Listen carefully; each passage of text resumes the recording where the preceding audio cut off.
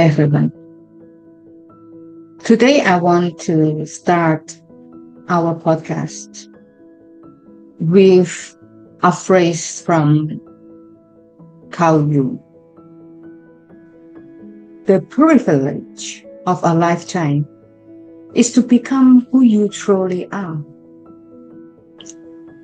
Carl Jung wrote these words almost a century ago, and I believe they carry a particular urgency for women. Because for centuries, women have been taught who they should be long before they were ever invited to discover who they are. We are taught to be agreeable, to be selfless, to be nurturing, to put others before ourselves, to make sacrifices without questioning whether they were freely chosen. And many of us become expert at caring for everyone else's lives while slowly abandoning our own. Then come one day, life asks a question that can no longer be ignored. Who are you beneath the life you built? Welcome to Mundi. I am Genevieve, a writer, a philosopher, an astrologer, and above all, a lifelong student of the human soul. Writing has always been the way I make sense of the world, not to escape it, but by entering more deeply. And I write about inner lives of women. And I love poetries. Those poetries about longing and love, about courage and loneliness, about the invisible transformations that sometimes we can't even find words to describe it. And a few years ago, my own life collapsed. A very long marriage ended. The world I have spent decades building disappeared. And today, I live in a centuries-old stone house in Tuscany, countryside, to start a new life. I don't think that is about building a new identity. Actually, it is the slow uncovering of the woman who has been waiting beneath all the roles that I have lived. And this podcast does not speak about women. It speaks from within a woman's consciousness. Here, philosophy is not an academic exercise. I think it is a way of reclaiming our own minds. So together, we will explore philosophy, psychology, literature, history, and lived experience. Not to reinforce what we have been taught, but to question it. I believe many women arrive in their midlife at the 40s, 50s, 60s, and beyond, we are carrying a whole load of grief, not only for what we have lost, but for the woman that never had the chance to become. And this is the journey I want to explore with you. Not towards perfection, not towards certainty, but towards a life that finally feels like our own. When I was younger, I believe I was making my own choices. I chose to go abroad to study. I chose to marry, to build a family. I choose to take care for the people I loved. And I did all those things with my heart.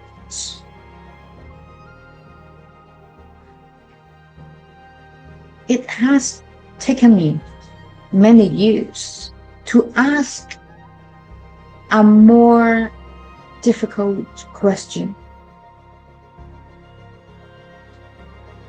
How many of those choices were truly mine? By all means, not because anyone forced me, but because I had inherited an idea of what it meant to be a good woman. And just like so many women, I have learned that love means sacrifices, that strength meant enduring. Saying yes was more virtuous than saying no. By taking care of everyone else was simply what women did. No one sat me down and taught me these lessons. I simply absorbed them from my family, from my culture, from books, religion, films, and from stories women have been telling each other for generations, some of which are beautiful. They deserve to be cherished. But others ask women to disappear while calling it love. And that is the story I want to question. Because I no longer believe that love requires a woman to abandon herself. I no longer believe that self-sacrifice is the highest expression of femininity. I certainly no longer believe our worth is measured by how much of ourselves we are willing to give away. And for many women, midlife is the first time we stopped long enough to ask, what do I want? It sounds like a simple question, isn't it?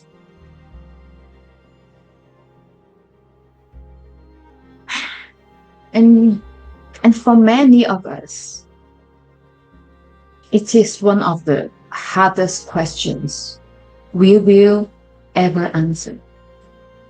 Not because we have no desires, but we have spent decades becoming so fluent in everyone else. And that is what I believe the second life begins for a woman. Not because it is falling apart, but when she finally gives herself that permission to become visible to herself, not just as someone's wife, a mother, a daughter, not as a woman everyone expects her to be, but simply as herself. For many women, there comes a time when the life we have spent decades building begins to crack. Sometimes it is divorce, or the children leaving home, losing our parents, or illness.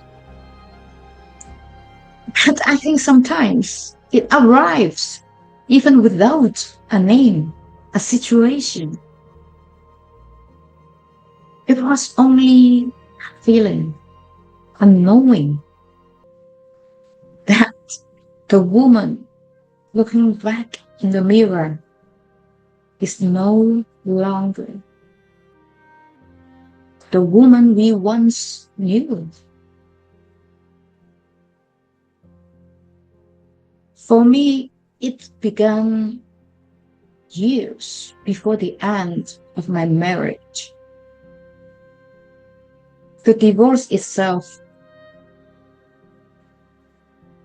was just a consequence.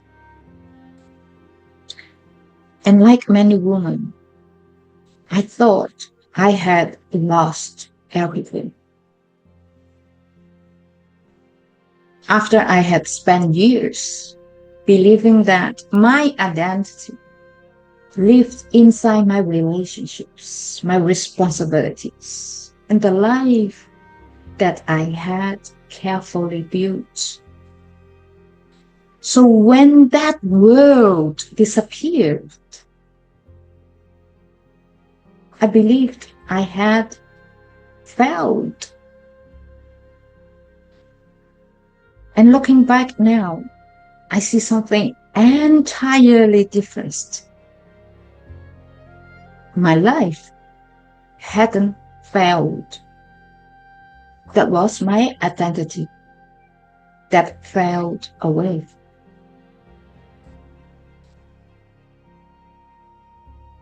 Those are not the same thing.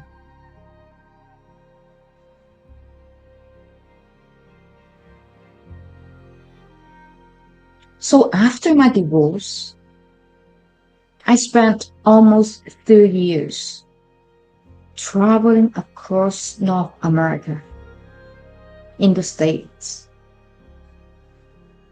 At the beginning, I thought I was searching for a new start, a new me,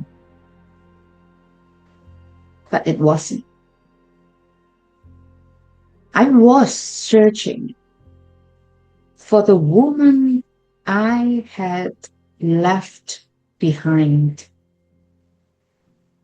The woman who had slowly disappeared beneath decades of caring, adapting, compromising, and trying to become what was expected of her. That woman had never died. she just stay in the background, stay silent. And today, as I live alone in this house, many people might call it loneliness, but I call it sovereignty.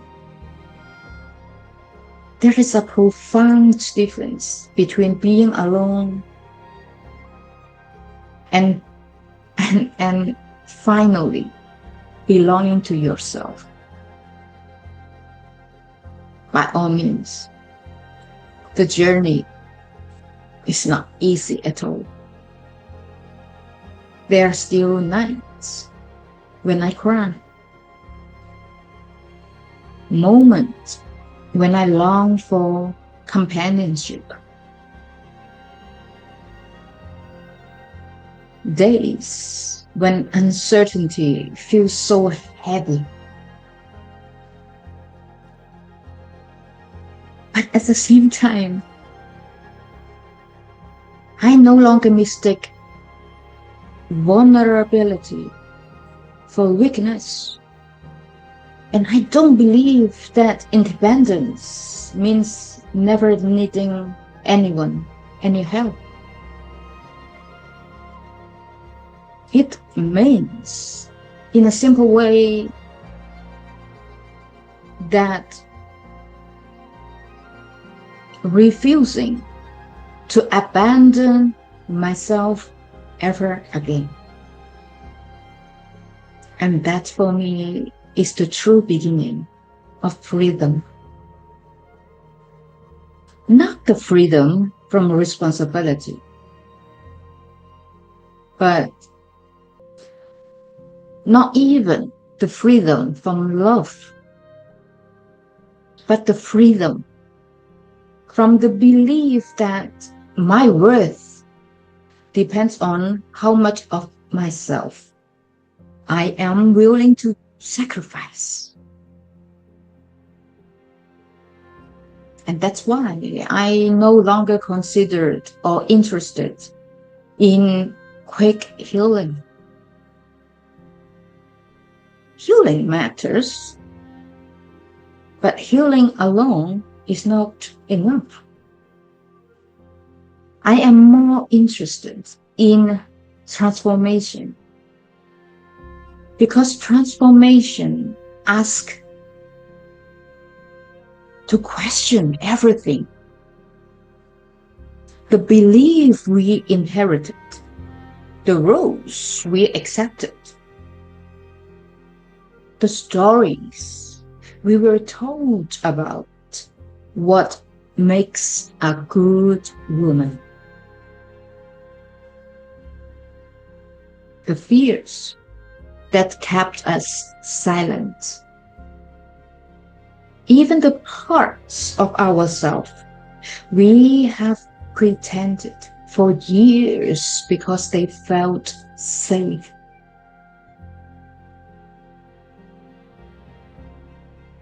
And that's why I bring in philosophy, why it matters. Not because it gives us answers, but it teaches us how to examine the life we have been living, how to distinguish between what is truly ours and what was handed down to us without even being questioned.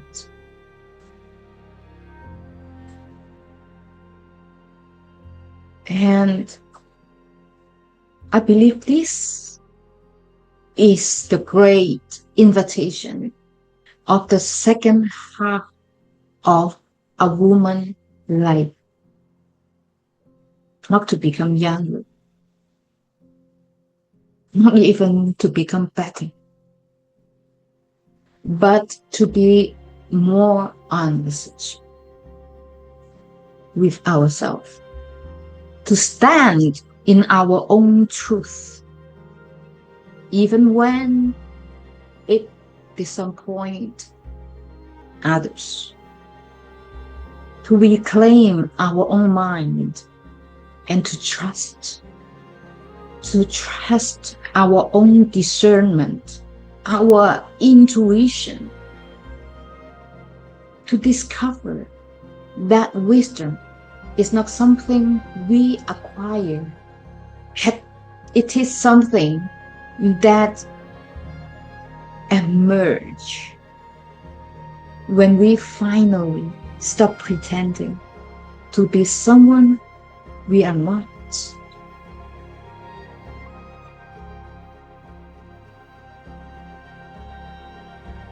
If there is one thing I have learned, that is,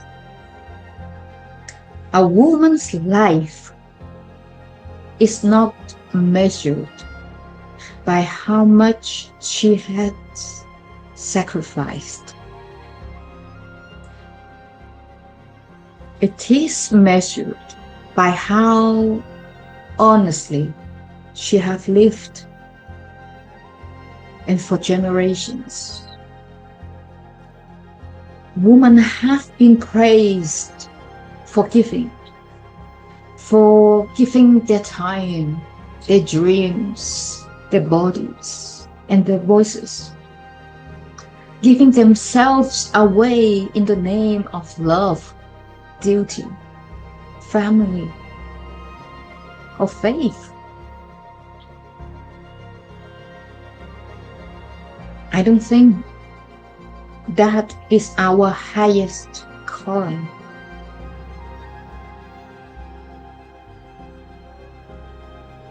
I believe our deepest responsibility is to become fully ourselves, not to serve us alone, but because a woman who knows herself changes the world around her. She mothers differently. She loves differently. She works and she ages differently. She's no longer driven by fear or the need for approval. She lives from wisdom. And that is the woman I aspire to become.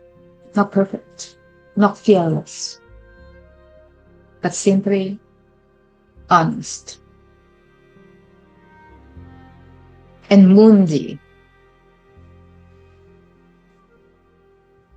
is my way of exploring that journey, where I bring together philosophy, mythology, literature, spirituality, and the ordinary moments of everyday life, to understand it more deeply through the eyes of a woman. So some episodes will challenge our beliefs. Some will question traditions we have inherited without examination.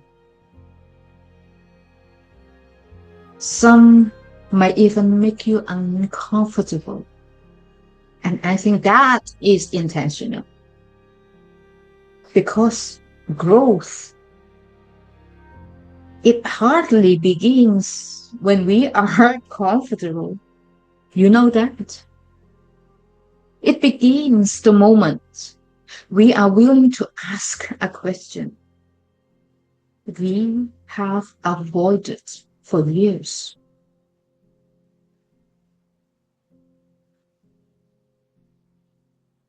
So if these conversations resonate with you, if you are a woman rebuilding your life, finding your own voice, learning to trust your own discernment, or simply longing to live with greater courage and authenticity, then I invite you to walk beside me, with me, as women thinking together, women questioning together, as women reclaiming the authority to interpret our own lives. Welcome to Mundi. From my heart to yours, Genevieve.